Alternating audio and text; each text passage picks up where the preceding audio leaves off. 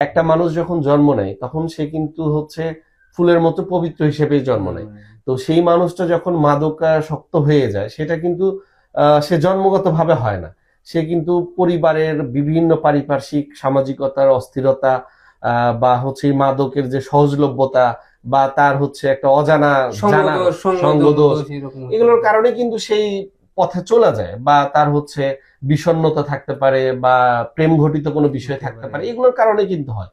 তা আমরা মানে সমস্যা যে এটা তো আমরা বলি হচ্ছে সমস্যা, কিন্তু দেখা যায় কি যে পরিবারে মাদক সেবী সন্তান আছে ওই পরিবারটাকে সবাই আশেপাশে যারা আছে তারা একটু সাইড কাটে রাখে, তাকে কিন্তু সাথে নিতে চায় না।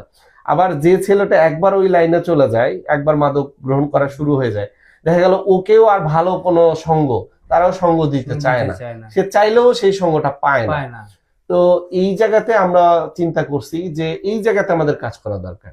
কারণ একটা ছেলেকে আমি যদি বুঝে নিয়ে আসতে পারি যে না, আর বড় সমস্যাটা হচ্ছে কি আমরা এরকমও চিন্তা করি যে আপনার জ্বর হয়েছে, আপনি জ্বরের জন্য আমাকে কিন্তু বলতে হচ্ছে না আপনি ডাক্তারের কাছে যান, আপনার জ্বর হয়েছে আপনার প্রয়োজনে আপনি ডাক্তারের কাছে যাচ্ছেন, মেডিসিন নিচ্ছেন।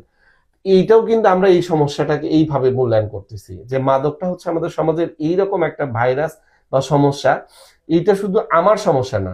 আমরা এটাই বোঝাতে চাই যে এইটা হচ্ছে পাশের বাড়ির সমস্যা না, বা পাশের ছেলে মেয়ের প্রতিবেশীর সমস্যা না, এটা হচ্ছে আপনার আমার সবার সমস্যা। সুতরাং যেহেতু আমাদের সবার সমস্যা, এটা যদি আমরা মানুষকে বুঝাইতে পারি তাহলে ওই যে ওই রকম জ্বর আসলে যেরকম ডাক্তারের কাছে যায়, তা আমরা যদি সবাইকে বোঝাতে সক্ষম হই যে এটা আমাদের সমস্যা, সমাজের সমস্যা, পাশের বাড়ির সমস্যা না, তাহলে কিন্তু আমরা স্ব উদ্যোগে এটা প্রতিরোধে কাজ করব। আর অনেকেই বলেন যে যারা মাদক গ্রহণ করে তাদেরকে জেলে দেন, মারধর করেন, হ্যান করেন, ত্যান করেন। আমরা এইটার আসলে একটু বিরোধী। কি কারণে? আমি শুরুতে বললাম না যে সে তো আসলে ভালো মানুষ হিসেবে জন্ম নিয়েছে, কোনো না কোনো কারণে সেই বিপথে গেছে।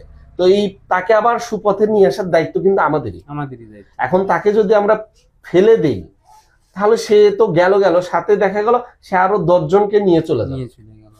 অথচ তাকে যদি আমরা আবার সঠিক পথে নিয়ে আসার চেষ্টা করি, তাকে সেই সুযোগটা দেই, দেখা গেল সে তার জীবনের গল্প যদি আরো 10 জনের কাছে করে তাহলে ওই 10 জন সেখান থেকে শিক্ষা নেবে এবং এই পথে আর যাবে না।